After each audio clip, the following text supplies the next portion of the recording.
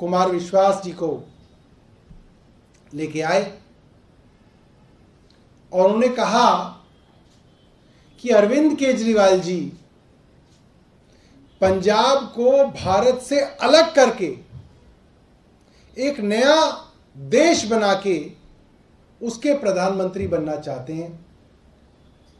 और उनका वक्तव्य खत्म ही हुआ था कि पूरी प्लानिंग के तहत भारतीय जनता पार्टी का एक एक प्रवक्ता टीवी पे आके बोला अरविंद केजरीवाल उग्रवादी हैं, खालिस्तानी हैं, देश को तोड़ के एक नया देश बनाने के लिए काम कर रहे हैं।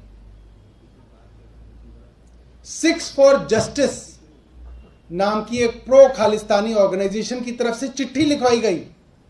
आप सोचिए, ये चिट्ठी भी भारतीय जनता पार्टी के इशारों पे लिखी जाती हैं और वो चिट्ठी पूरे दिन टीवी में प्रचारित की गई। उस चिट्ठी को लेके पंजाब के मुख्यमंत्री चरणजीत सिंह चन्नी एक और चिट्ठी लिखते हैं अमित शाह साहब को कि साहब देखिए, अरविंद केजरीवाल तो उग्रवादी हैं और वो एक नया देश बना रहे हैं। और तुरंत अमित शाह उसको जो है इन्वेस्टिगेटिंग एजेंसीज को भेज देते हैं कि तो बहुत सीरियस मामला है, हम देश को बिल्कुल नहीं टूटने देंगे। अरविंद केजरीवाल उग्रवादी हैं, अरविंद केजरीवाल खालिस्तानी है करके जो है पूरा का पूरा माहौल बनाया गया। आज मैं जानना चाहता हूं गृह मंत्री से, प्रधानमंत्री जी से कि उसके अंदर क्या हुआ, उसकी जांच का क्या हुआ। पंजाब से पहले तो पूरे दिन इस चीज पे चर्चा हो रही थी कि अरविंद केजरीवाल एक नया देश बना रहे हैं, उनके ऊपर एनआईए से जांच कराई जा रही थी, उनको उग्रवादी कहा जा रहा था। मैं आज जानना चाहता हूं अपनी केंद्र सरकार से कि उस जांच का क्या हुआ, आप देश को बताइए। देश आपसे जानना चाहता है, आपने इतना बड़ा आरोप एक 3 बार चुने हुए मुख्यमंत्री पे लगाया, उसका क्या हुआ। उसके बाद हाईकोर्ट ने, दिल्ली के हाईकोर्ट ने, चीफ जस्टिस साहब की बेंच ने यह पिटीशन खारिज की जिसके अंदर कहा गया था कि अरविंद केजरीवाल जो हैं उग्रवादी हैं और इसकी जांच करानी चाहिए। यह पिटीशन दिल्ली हाईकोर्ट की चीफ जस्टिस की बेंच ने खारिज की। और आज जब गुजरात का चुनाव आ रहा है तो उसी तरीके से भारतीय जनता पार्टी चिट्ठियां लिखवा रही है, कुछ लोगों को सरकारी गवाह बनाया जा रहा है। कभी कहा जा रहा था कि ये मनीष सिसोदिया जी के खास हैं, आज कहा जा रहा है ये भारतीय जनता पार्टी के खास हैं, इसलिए मनीष सिसोदिया जी के खिलाफ जो है गवाही दे रहे हैं। मैं आप लोगों को सिर्फ ये बताना चाहता हूं, मीडिया के बंधुओं के माध्यम से गुजरात की और दिल्ली की जनता को ये बताना चाहता हूं कि अभी इस तरीके की खूब मनगढ़ंत कहानियां आएंगी, मनगढ़ंत दिलचस्प पात्र आएंगे, उनके हवाले से खूब घटिया से घटिया इल्जाम लगाए जाएंगे। जब उन्होंने उनको उग्रवादी कह दिया तो अब भ्रष्टाचारी कहने में क्या रह गया, वो कुछ भी कह सकते हैं। मगर भारतीय जनता पार्टी को हम बता देना चाहते हैं कि काठ की हांडी बार बार नहीं चढ़ती, एक बार चढ़ गई और जनता ने देख लिया किस तरीके से झूठे और कमजोर आरोप लगा के भारतीय जनता पार्टी सिर्फ और सिर्फ चुनावों के अंदर फायदा उठाना चाहती है। क्योंकि केंद्र सरकार है तो केंद्र सरकार की पूरी विश्वसनीयता, गृह मंत्री कार्यालय की एक विश्वसनीयता होती है, प्रधानमंत्री कार्यालय की एक विश्वसनीयता होती है, सीबीआई की एक विश्वसनीयता होती थी। मगर आज सब मंत्रालयों की और एजेंसियों की विश्वसनीयता को ताक पे लगा के गुजरात और दिल्ली में इलेक्शन के कारण इस तरीके के आरोप लगाए जा रहे हैं और आगे आगे दिनों में और बड़े बड़े और घटिया से घटिया आरोप लगाए जाएंगे, मगर साबित कुछ नहीं होगा।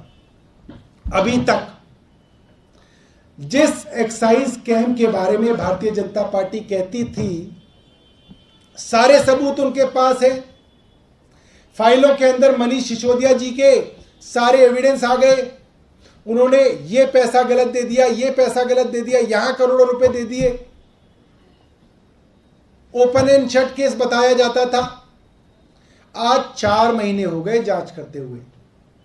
देश की सबसे बड़ी एजेंसी सीबीआई और ईडी जांच कर रही है और आज तक सबूतों के नाम पे भारतीय जनता पार्टी और केंद्र सरकार वहीं खड़ी है जहां 4 महीने पहले खड़ी थी। मनीष सिसोदिया के घर पे छापा मार लिया, कुछ नहीं मिला। पूछताछ कर ली, कुछ नहीं मिला। दोबारा पूरा दिन बुला के पूछताछ कर ली, कुछ नहीं मिला। उनके गांव में छापा मार लिया, कुछ नहीं मिला। लॉकर खंगाल लिए, कुछ नहीं मिला। 4 महीने में 500 से ज्यादा लोगों के यहां छापा मार चुके हैं लोग, अभी तक कुछ नहीं मिला। वैसे ही अगर आप मुझे मौका दे दें एक दिन छापा मारने के लिए, करोड़ों अरबों रुपए तो मैं निकाल दूंगा। इनकी इतनी बड़ी बड़ी एजेंसियां छापा मार चुकी, 500 से ज्यादा जगह, अब तक इन्हें कुछ नहीं मिला। मनीष सिसोदिया जी के पीए को बुला लिया, कुछ नहीं मिला। आम आदमी पार्टी के छोटे से छोटे कार्यकर्ता को ये बुला चुके, कुछ नहीं मिला।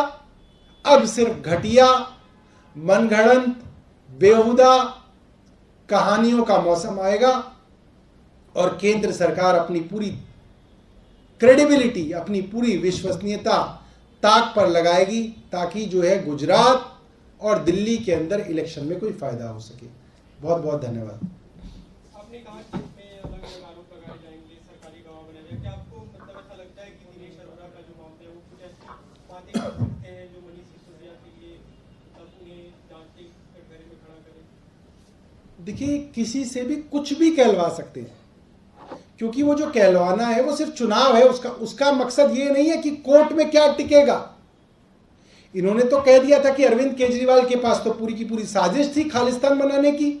कोर्ट में इनकी पिटीशन ही रिजेक्ट हो गई, कोई जांच इनकी सामने नहीं आई। तो अभी आने वाले 20 दिनों के अंदर टिकाने के लिए तो कुछ भी कह सकते हैं, किसी से भी कहलवा सकते हैं। सुकेश चंद्र हो, चंद्रशेखर हो, या इसके जैसे बहुत सारे जो बहरूपीय और फ्रॉडस्टर हैं वो भारतीय जनता पार्टी के साथ मिले हुए हैं, उनसे कुछ भी करवाएंगे। मगर साबित जो है वो कुछ ना हुआ है आज तक, ना कुछ आगे होगा। सर, ये आप कह रहे हैं कि आप अगर अभी छापा मारें तो करोड़ों रुपए आपको मिल जाएंगे। अमित शाह जी क्या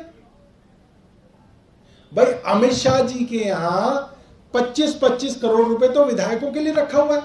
अभी हमने स्टिंग दिखाया कि 41 विधायक दिल्ली के जो है वो इनके संपर्क में, और ये हमारा स्टिंग नहीं है, ये तेलंगाना में टीआरएस के विधायकों को खरीदने वाले जो इनके एजेंट्स थे बीजेपी के, उन्होंने खुद कहा कि हमारे पास 41 से 43 विधायक जो हैं आम आदमी पार्टी के हमारे पास टच में है। 100 करोड़ रुपए 4 विधायकों के लिए वो लेके आए थे, वो तो पैसों के साथ पकड़े गए। तो ऐसा तो बहुत जगह है जहां पे पैसा मौजूद है और वो ज्यादातर लोगों को पता है पैसा कहां पे। ईडी के बाद जब भाजपा के नेता मांग कर रहे हैं कि सुरेंद्र जैन जो हैं वो जेल में अपने पद का दुरुपयोग कर रहे हैं, तो उनको दिल्ली से बाहर किसी जेल में शिफ्ट किया जाए, आप इसको कैसे लेते हैं? देखिए, सारे अफसर जो हैं वो केंद्र सरकार के अधीन आते हैं, चीफ सेक्रेटरी से लेकर वार्डन तक इनके इशारों पे काम करते हैं। तो ये कहना तो बड़ा अजीब है कि सत्येंद्र जैन साहब, जिनके पास कोई मंत्रालय नहीं है, उनके कहने से जो है पूरी की पूरी तिहाड़ जेल चलती है, तो बड़ी हास्यास्पद बात है। और सिर्फ जो है चुनावों के अंदर, क्योंकि कोई मुद्दा नहीं है, इसलिए इसको मुद्दा बनाया जा रहा है। गोपाल राय जी ने कहा कि सुकेश चंद्रशेखर जो हैं वो भाजपा के नवनियुक्त अघोषित प्रवक्ता हैं, आप भी मानते हैं सर? नहीं, वो घोषित प्रवक्ता है। ठीक है।